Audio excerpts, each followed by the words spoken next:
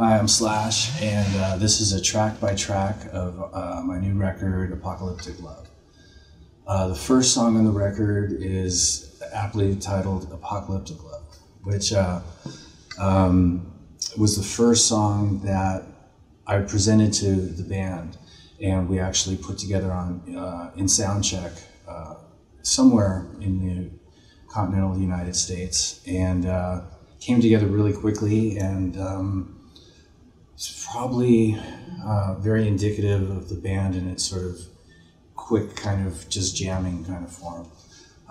The song, basically, the title is more or less about a sexual encounter on the last day of humanity on Earth, basically. So what would you do? So that's what that's about.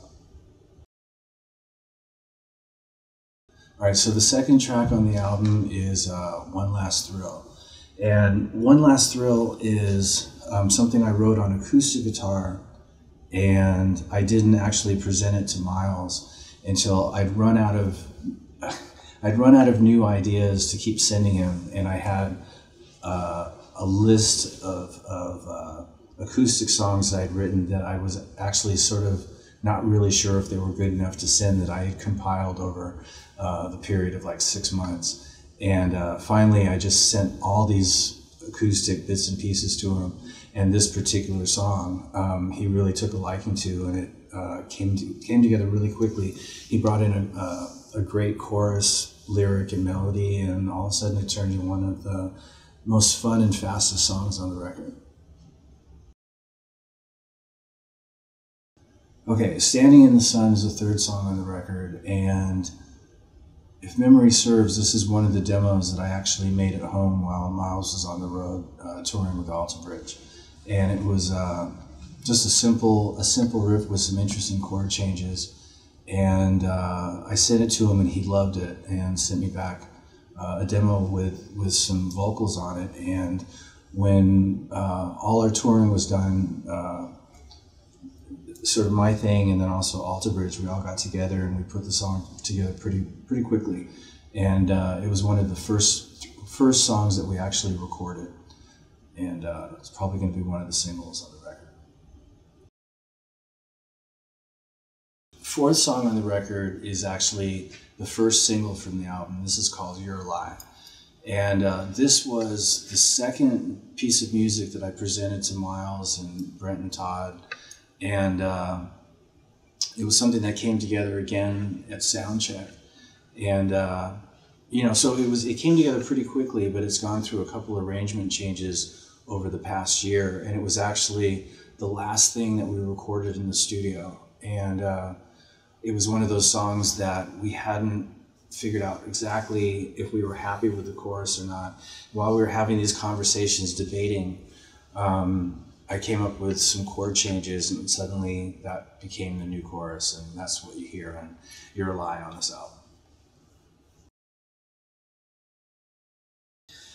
The fifth song on the record is called No More Heroes, and this particular track, I remember I wrote the demo, we recorded the demo on the road in a hotel room, and then I sent it to Myles, and he came back with this really amazing chorus, chord progression, and sort of a melody for it.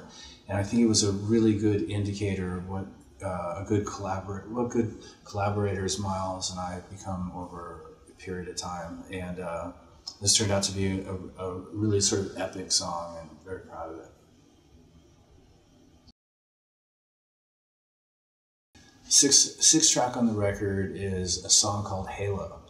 And this riff was, strangely enough, was influenced by some Spanish dance music that I heard in the distance while I was at some hotel laying out in the sun on the roof. And I heard this thing. It doesn't sound anything like it, but for some reason it inspired this riff. And I was walking around for the rest of the day sort of with this idea in my head, and got to the gig that night and sat in the dressing room and came up with this crazy little riff, which sounds absolutely nothing like Spanish dance music. But anyway, the guys all seemed to dig it, and Halo was born. And I'm not exactly sure what the lyrics are about in the song.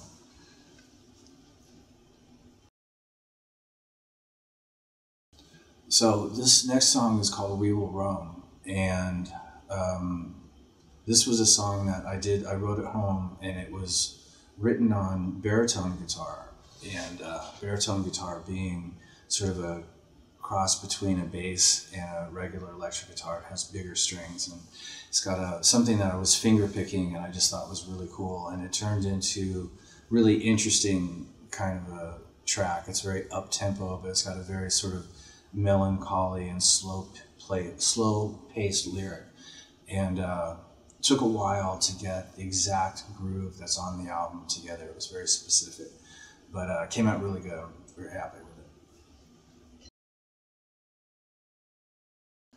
All right, the 8th track on the record is called "Anastasia," and this song is about a girl. It's not a continent or anything.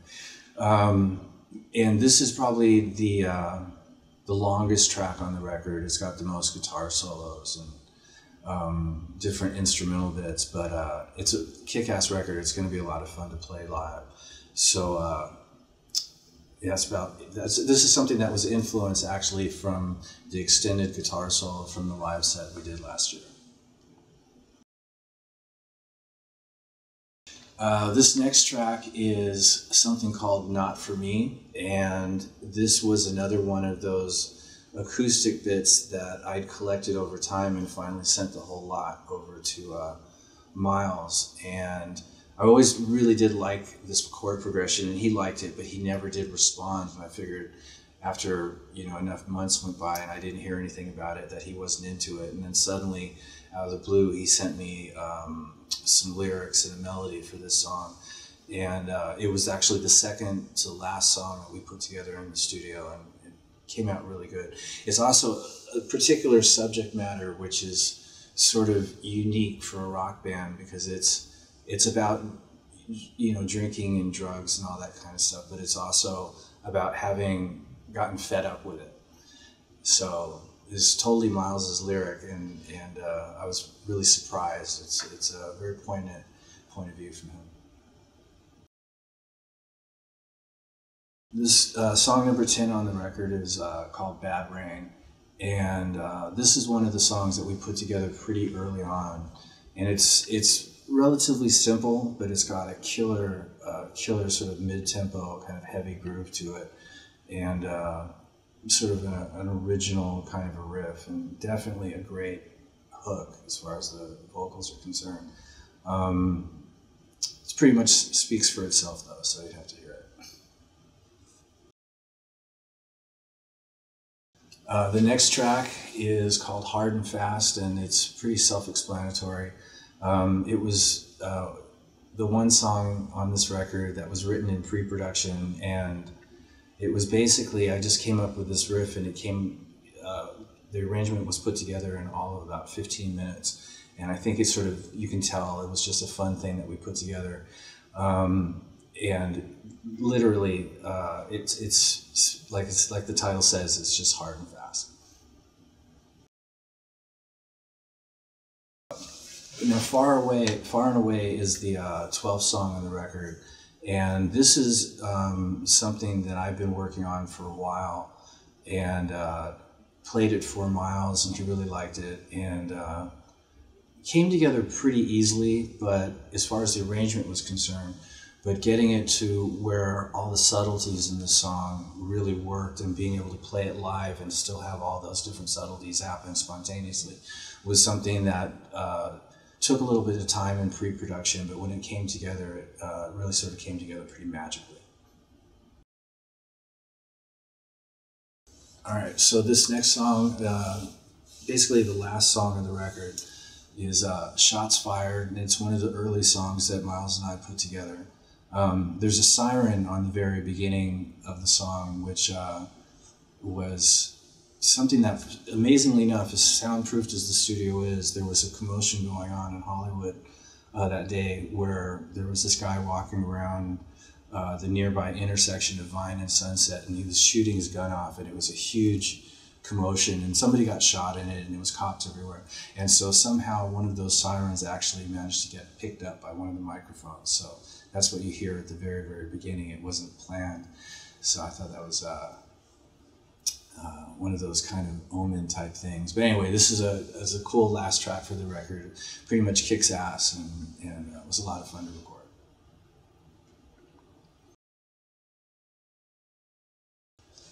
All right, this next track, number 14, is called Carolina.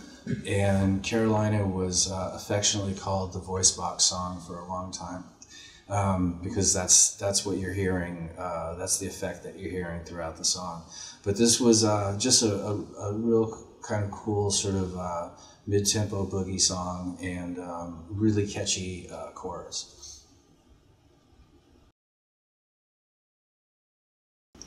This final song, track number 15, is called Crazy Life, and this is one of the songs that instrumentally I put together at my house, and I sent it to Myles while he was out on the road with Alter Bridge, and he came back with a couple different melodies, and it's gone through a couple different melodic incarnations before we finally arrived at what you hear on the record, but I think this is definitely the best version of it.